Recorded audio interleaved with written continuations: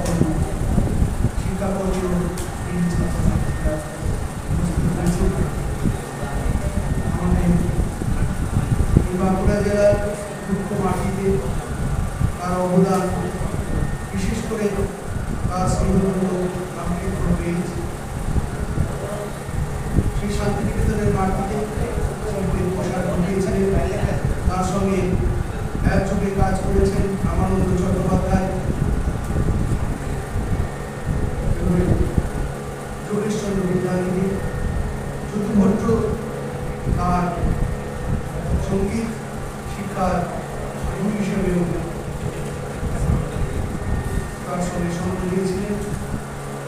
এছাড়াও বাংলা লোকগীত সঙ্গীতের প্রচলন, লোকসঙ্গীত এবং কৃষ্ণপুর বাংলার দুর্গ সঙ্গীত আমাদের বেশি আছে।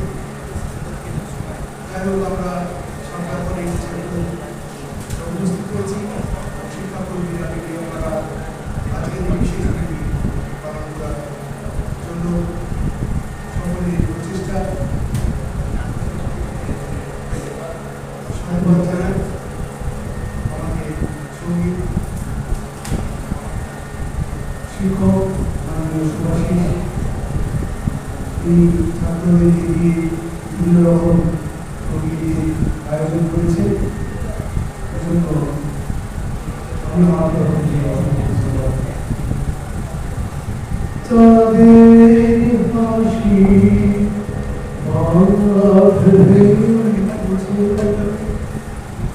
বুঝলে ভয় আলো জরি গন্ধা তোমার অন্ধা